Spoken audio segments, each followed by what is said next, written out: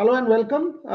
It's not Rev Sports Studio Kolkata. It happens to be Melbourne, and it's 11:30 at night, and our colleagues will join. But the breaking news: Champions Trophy schedule is out, and exactly what you had heard on Rev Sports 3 days back, we got it spot on. India versus Pakistan is on the 23rd of February. India versus Pakistan, 23rd of February in Dubai. And let me also give you the rest of the schedule as the ICC has announced it just now. So plenty. Shomik joins me as well. We got it spot on, Shomik. We got it spot on.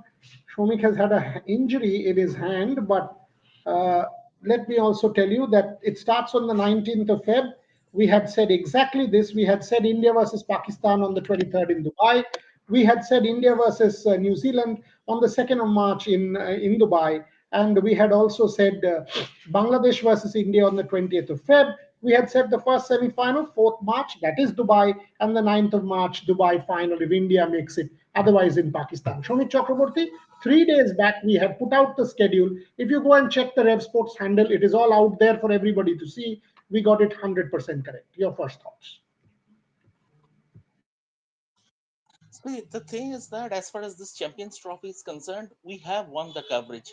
If we go back to July, we are the first to break the Champions Trophy is going to be played in a hybrid model, and the ICC is thinking about that. And then over the course, on 9th of November, we reported that the day BCCI sent the communique to the ICC saying that Indian team will not be traveling across the border, we wrote that Champions Trophy is set to be played in a hybrid model. India's matches in Dubai. After that, also until 3 days back when we put out the schedule, and it is absolutely it has come. I mean, it has tallied in toto.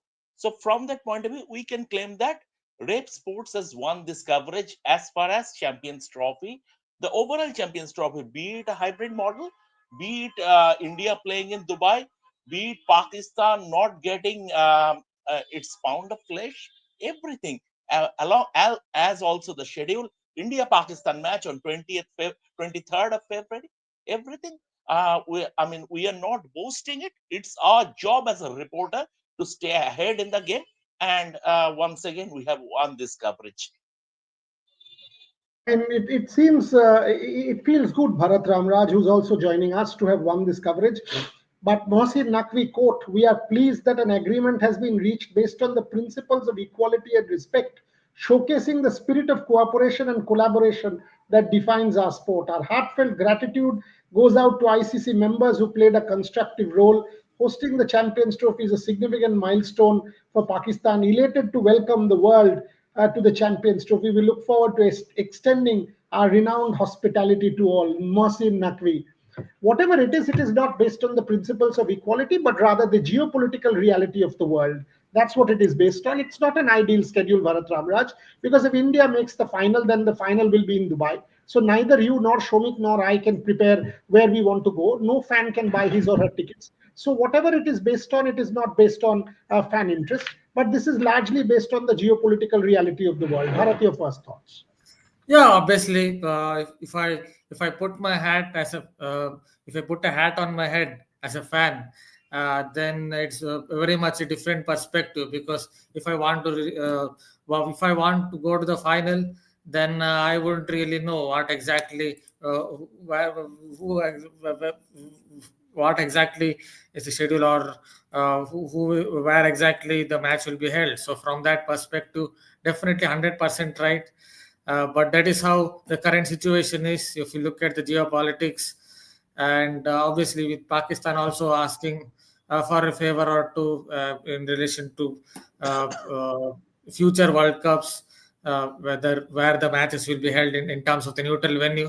So a lot of tug of war happened there. But at least from an overall perspective, it is good to see that the schedule has come out after all the wranglings. And yes, we have got it right from a Rev Sports perspective, that about the schedule, about how the things have panned out over a period of time. And kudos to Rev Sports for getting it right. Shomik, India versus Pakistan in Dubai. That's the story here at the moment. Give people further details. Give people further details, and it won't be a bad idea to give people the the full schedule also. Or read out the India matches at least, Shomik, and then we can take it from there. Okay, so the thing is that as far as the full schedule is concerned, India versus Pakistan, February 23rd in Dubai. Before that, India is opening their campaign against Bangladesh on February 20th, once again in Dubai. And then India, they are going on to play um, আমি বলে দিচ্ছি, India, ছাড়ো, আমি বলে দিচ্ছি, Shomik, don't Bangladesh. worry. Shomik, I'm doing it. I'm doing it. Don't worry. Okay. Okay, so the Okay. schedule is as such. India played first game on the 20th of February, Bangladesh versus India. Then it's 23rd of February, Pakistan versus India in Dubai, and then on the 2nd of March, New Zealand versus India also in Dubai. That's the story. Second of Will March. stadium in Pakistan be ready? Big question, Suman Avasti, and a good one at that. 31st December is the date for the stadiums in Pakistan, whether it's Lahore and Karachi, to be ready, and we have to wait and see if the stadiums are indeed ready by that stipulated date. Because if Pakistan is not able to turn it around in the next 5 days, then all kind of chaos will break again. They might be given a few days grace because of all the political turmoil that has happened. But Shomik, a quick reaction to this, Suman Awasthi's question: if Pakistan is not able to get it ready on time, then it becomes a massive issue again. I think Pakistan, I think ICC will allow them a grace period, and by mid-January, because I don't see, as I saw even 2 days back, even Pakistan media and Pakistan people in Pakistan cricket are saying that as far as the Gaddafi Stadium is concerned in Lahore, 80% work has been completed. Now 80%, 70%, or 80%, you don't see the remaining 30% to be completed in the next five odd days. So Pakistan will seek a grace period from the ICC, and as that is same, I in fact the national stadium is Karachi, looks a bit better shaped compared to the Gaddafi Stadium. So I think they will. I don't see Pakistan losing the tournament under the pretext of not being ready as far as the stadiums and the stadium infrastructure is concerned. I mean, they have. I mean, they sort of walked the extra mile to host this. They accommodated India's wish, which they had to do. And from that point of view, with that grace period, I think they would be able to. Because, see, at the end of the day, millions and millions of dollars, Pakistan had to do it. Millions and millions of dollars are at stake. And someone told me that even it is 750,000 $750 million. I think it is a little exaggerated because the entire thing is 5.3 billion. So Champions Trophy is in as far as the pecking order is concerned, uh, Champions Trophy is 750 million cannot be the case, but still it is around, if it is around 300 million or 200 million. Even after that, if Pakistan wouldn't have hosted this tournament, if they would have failed to become the host, they would have lost the hosting rights. PCB would have gone bankrupt. So simple as that.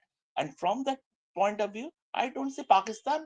They will do it, and at the end of the day, whatever it is, they are. I mean, they are. They have always have that.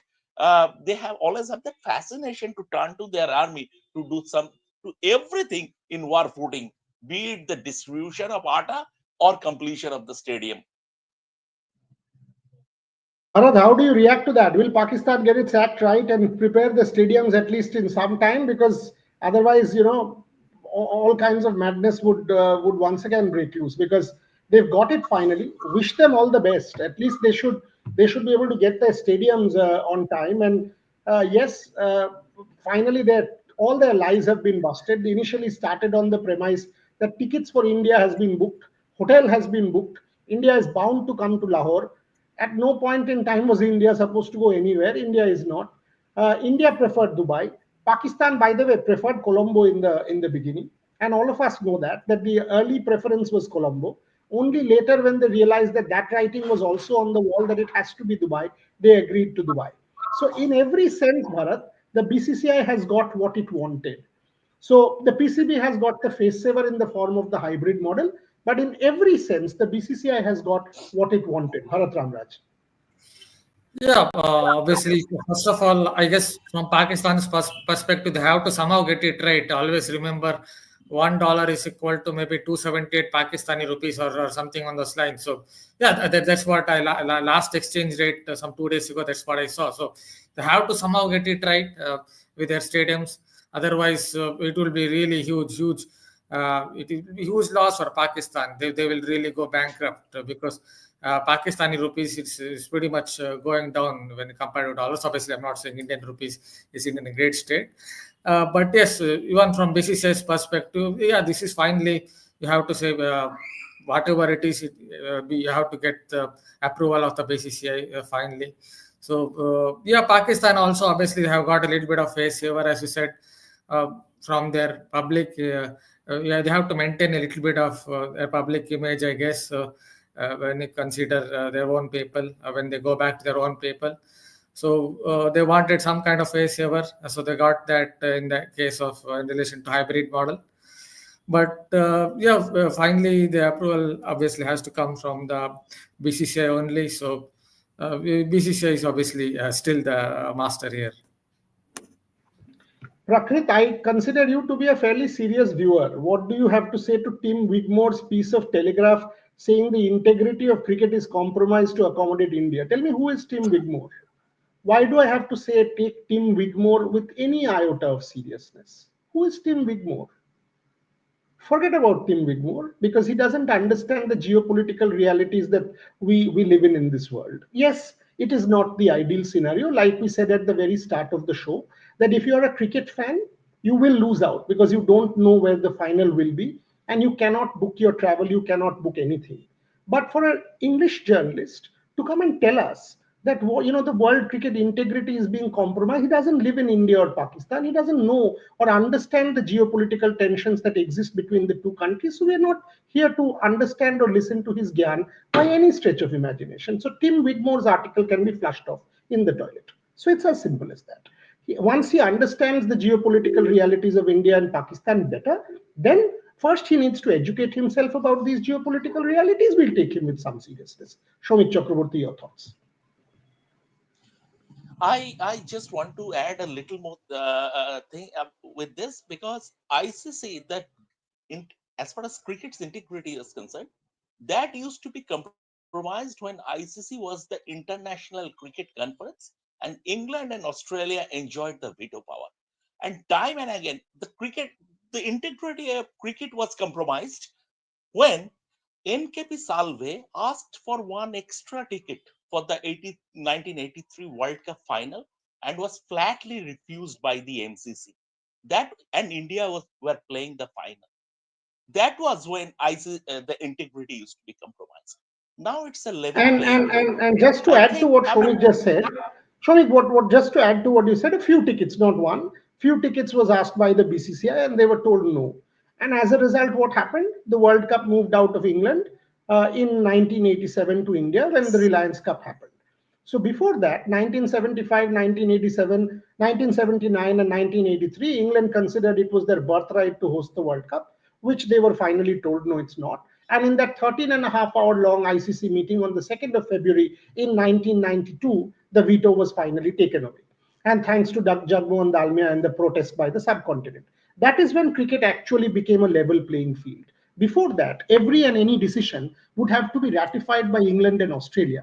That is when cricket's integrity was being compromised on a daily basis because it was first among equals. So when you talk about cricket's integrity being compromised and stuff like that, without even understanding your history or the geopolitical realities that you live in, then perhaps you need to educate yourself a little more. And why should we waste our time on someone who doesn't really know?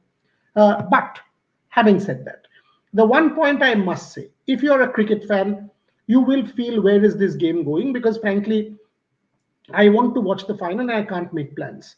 So could the PCB have been more less obstinate? Could the PCB have been more open? Could the PCB have given in earlier? Because frankly they did not get anything. The PCB did not get anything.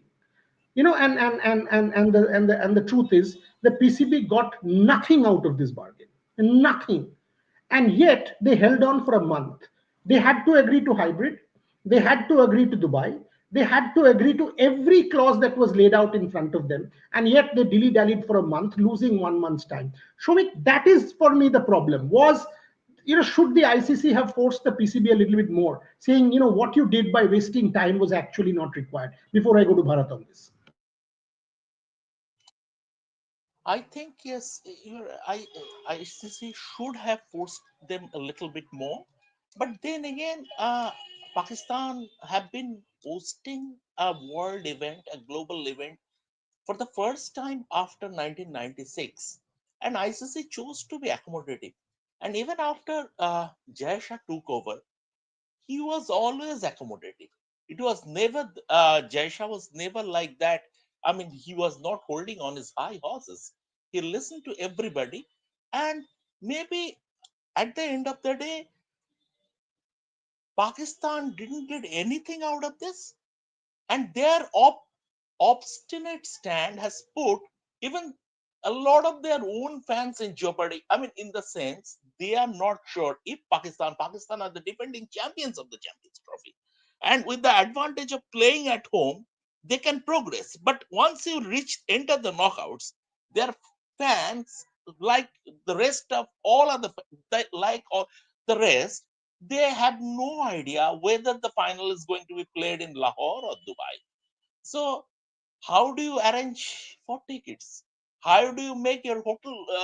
How do you make your hotel bookings? Let alone getting the tickets. I'm not even. I mean, even before getting the tickets, how do you book your flights? How do you settle for? How do you arrange your hotel accommodations, hotel bookings? So Pakistan should have been a little more flexible, I guess.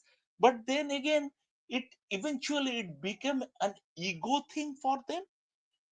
They are even in the press release that you have and I have, Mohsin Naqvi is saying everything has been done on an equal footing. Everything is on a par. Everything has been done on an equal footing. So let them enjoy. Let them enjoy the way they have been interpreting it. Let them enjoy their equal footing. What do you say? But Bharat, truly, truly, I mean, I love the way Pakistan is trying to spin the narrative that we've got everything is being done on equal footing. This is actually not bad. This is actually not bad. We are happy that at least Mohsin Naqvi is able to spin a narrative for his people in Pakistan. Some YouTubers will jump and they'll sort of have their pound of flesh and do some views and do some tweets or whatever it is. But all said and done, reflect on the schedule a little bit, Bharat, on a serious note. 23rd February is first game, 20th February is first game, then 23rd. But if India does make the semi-final, it is actually within a day because you're playing New Zealand on 2nd March, then you're going to play the semi-final on 4th. Is that less time, Bharat, you reckon, to turn things around? Or it's a 50 over game, 100 times in the past you have played a match within a day? Bharat Ramraj? Yeah, from that perspective, from that point of view, I can understand just 1 day between March 2nd and March 4th. And if India go on to qualify, obviously, for the semi final, then just 1 day for them to prepare for the next match. And also, you have to consider the fact that in Dubai, you get at least around the time of March, February, there would be enough heat as well. The temperatures would be quite high as well. So, for at least for a period of time, until the lights take over. There will be heat as well. So one has to consider all those points. But I guess in this day and age, with all the facilities, with ice baths and all that, I guess Indian players, whoever it is, I think they will recover quite quickly. I just want to add a point on Mohsin Naqvi. One has to understand that he's also a politician. So, just as a general perspective, from a politician's perspective, he knows how to maybe spin a few tales. So one can understand from that perspective why he's maybe pretty good at it. Shomik, your thoughts about the schedule before that? Shashwat just win the first two games, rest players in the third. Thoughts? A not good schedule for India, says Saurav Sharma. 23rd February के बाद 6 दिन gap, उसके बाद 2nd March, एक दिन के gap में semi-final. That the stadiums are not close to ready even now, says Prakrit.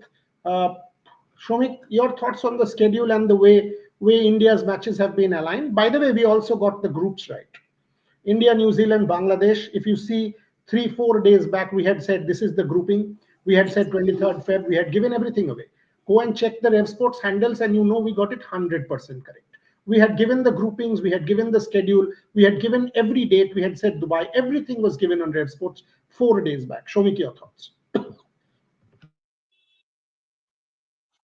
See, I don't see. I mean, just a day gap between the final group league game and the semi-final. I don't see with so much support stuff and the way they manage things in this Indian team at international level.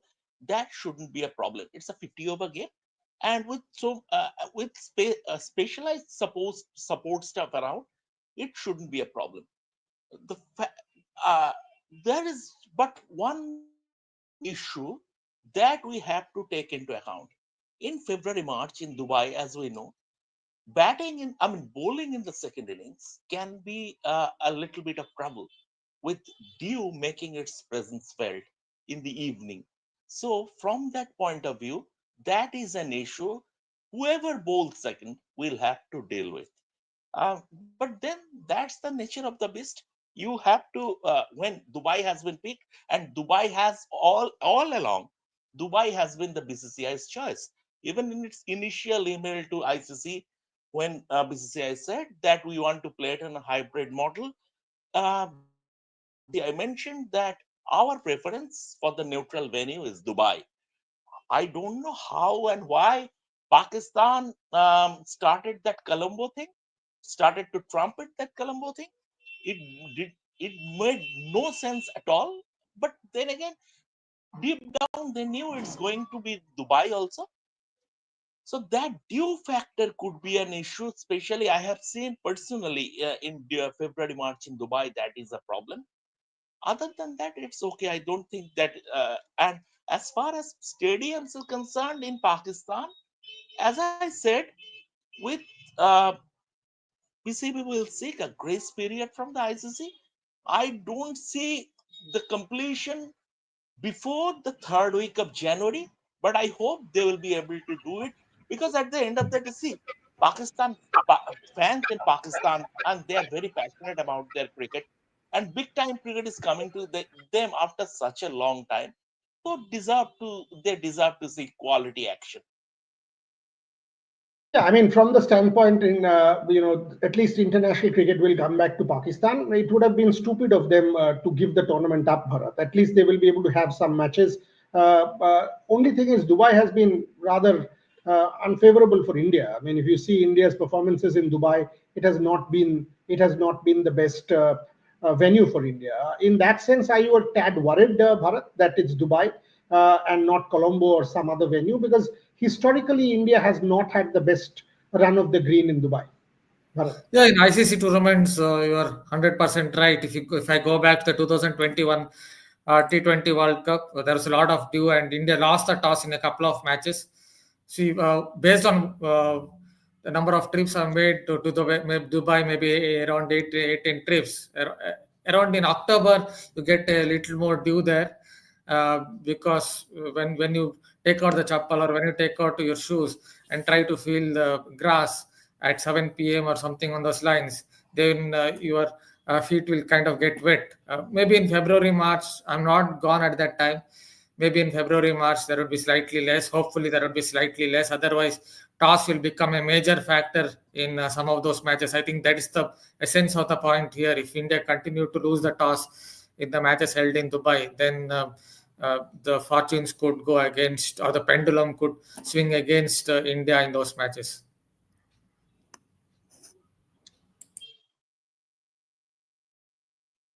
I tend to agree. But let me also take comments from both my colleagues on the groupings. A lot of people are saying that India's group, but I think, Shomik, the India group is relatively easier. India, Bangladesh, New Zealand, Pakistan is a relatively easier group compared to England, Australia, South Africa, and the other group. Your thoughts on the groupings? See, I mean, this is an elite tournament. This is, I mean, the cream de la cream are playing. It is even tougher than the World Cup, given that only top eight teams are playing. So, from that point of view, you can't expect easy games in this tournament. And, I mean, yes, still facing England or Australia in a big tournament is tougher always. On paper, at least, it's tougher than facing Bangladesh any day. But New Zealand have the ability to pull off an upset. We saw what happened at the 2021 T20 World Cup in the second game, how they completely rattled India's top order. Um, but then again, yes, on paper, India have got a relatively easy group. But in this tournament, you have to be prepared to play tougher games. There is no respite, unlike the World Cup, when you will get that odd, I mean, pushover kind of things. Here there is no respite in this tournament. And once again, coming back to the due is even more visible and significant in February and March. I have covered tournament in Dubai many times. In February, March, in October, the World Cup, the Asia Cup. I went for a Pakistan test also. So from its bowling second would be tougher.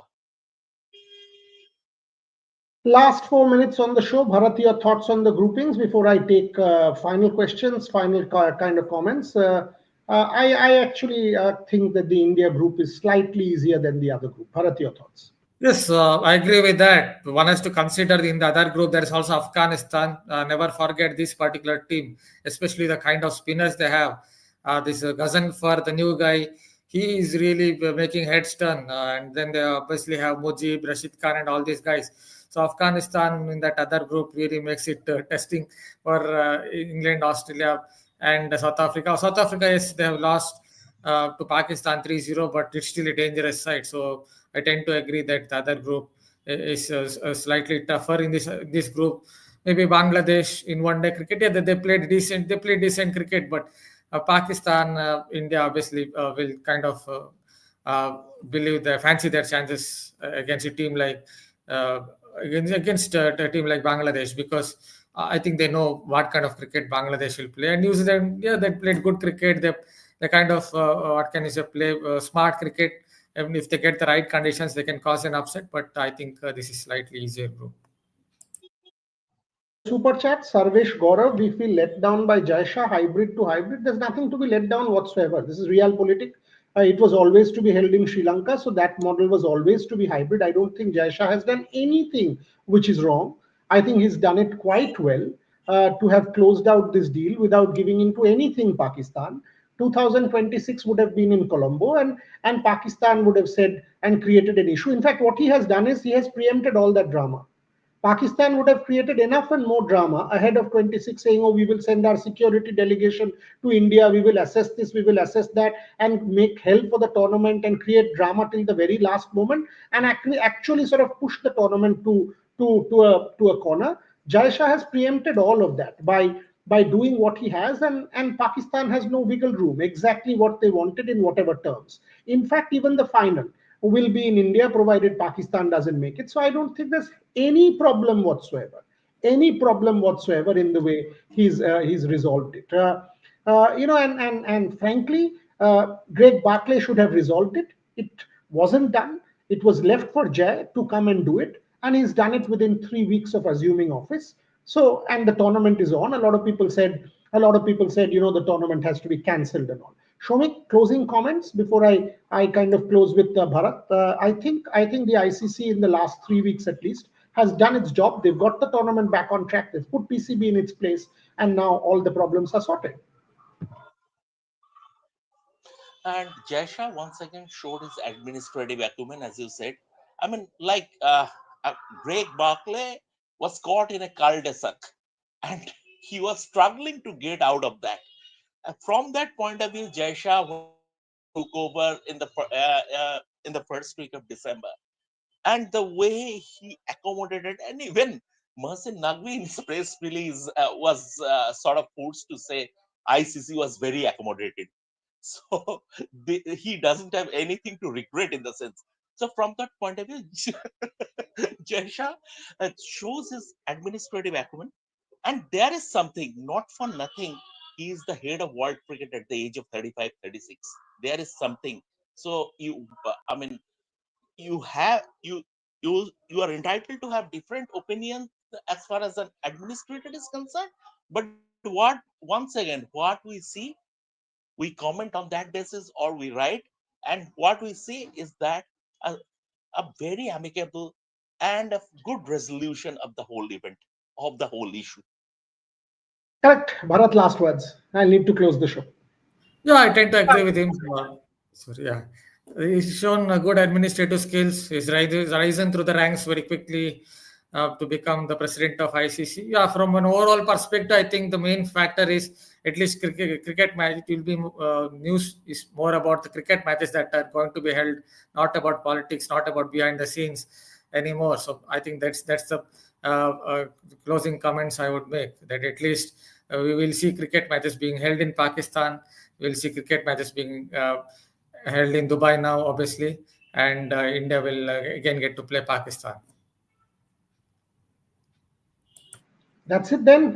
We've done a quick 32-minute live, and I think it's the end end of the show because it's 11:45 p.m. in Melbourne. So, by the way, wishing all of you guys, Shomik, Bharat, entire Rev Sports team, everyone watching, a Merry Christmas. Merry Christmas, and tomorrow morning 9 a.m. Australia time. Sorry, 8:30 Australia practicing, so it's an early morning for me. I've got to file my column now, so it's already midnight. So I've got to now write. So I'll close the show. Tomorrow morning, expect Pat Cummins' press conference. Australian cricketers will have an optional practice. And by the way, Shomik, Bharat, both of you, today was great fun. You know, the India practice was going on. And it was actually my first India practice session since the ban got over. So I was sitting inside. I've done a column on this. You guys can read it tomorrow. I was doing live from inside. So Trisha was there, me, Gargi, and Devashish. And Rohit Sharma steps into the stadium, and we were doing live, and it was completely quiet. There was nobody there. People were outside watching the practice and all that. So Gautam, Rohit, and all of these guys, just with Bumrah, all of them went to check the pitch. So Rohit heard my voice and he turned instantly and looked at me and he said, "Are, welcome back and great to have you back and welcome to Aussie land, and now don't miss our games." So it was great. It was actually great to sort of have that from the Indian captain, because it kind of felt that this is where you belong, this is what you want to do, and you've done for the longest years of your life. And then we had a long chat with Siraj. I reminded him, this is where your narrative was made. So when you're at the top of the bowling mark, think of your father. Think of your father and do the job for India. Do the job for India. So it'll be great fun. It'll be great fun. 100,000 people on Boxing Day. Nine of us there, not one. We are not people who hire freelancers to do their work and not spend a little bit of money to empower their journalists. So 9 people on ground, and I can tell you from now, Champions Trophy will be as good. Shomik will go, Bharat will possibly go, Vaibhav will go, Rohit will go. There'll be plenty of us in Dubai. So I'm putting that on record. Many of us will travel to the Champions Trophy, not myself, because I've done Australia. A lot of my other colleagues, Shomik, Bharat, and people will go. So that's how we function. We function as a team, we function as a collective.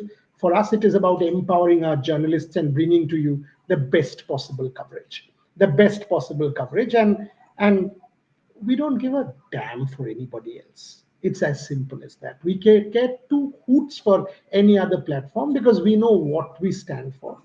We know what other platforms do, and masquerading as cheerleaders. The simple thing, all news breaks on Rev Sports. All news, whether it is chess, whether it is Paralympics, whether it is Olympics, whether it is football, whether it is cricket, including Champions Trophy. You know where you got your schedule. You know where you got your groupings. You know where you got Dubai. You know where you got India, Pakistan. So Bharat Ramraj, Shomik Chakraborty, everybody watching, Merry Christmas, and hopefully we will be back tomorrow morning again. with plenty of news from here in Melbourne. The Border Gavaskar Trophy is all set, and what an incredible build-up it has been for the Boxing Day Test. Miss you both, but you both will be there, in Dubai, our eyes and ears, bringing to us everything from the Champions Trophy. Thank you very much, folks. Thank you very much, Shomik. Do watch Merry out. Do watch out for our coverage of the Rapid and Blitz by Atreo, by the way. The chess Rapid and Blitz start today. So watch out for our football. Watch out for our women's cricket. Watch out for our chess coverage as well. Yes, Shomik, close it. No, I mean Merry Christmas, and I'm very tempted to ask you what would be the Christmas menu. Oh yeah, the plan is my daughter's here, so Christmas menu is with her. So tomorrow, till midday, I've actually told the team that post 1 o'clock, you guys sort of go and look around and enjoy yourselves. And I plan to take her to watch Paddington in Peru. There's a special show. So yesterday I took her Oh, to Mufasa. Tomorrow I'll take her to Paddington in Peru and we'll celebrate together. So it's a complete family lunch. My wife and daughter take some time off, write my pieces. But in the morning at 8 a.m., it's Melbourne Cricket Ground. 8:30 Australia practices, so we are all there. So quick 5 hours of sleep, get up and get to work again. Bharat Ramraj, Shomit Chakraborty, and everyone who was watching, thank you very much.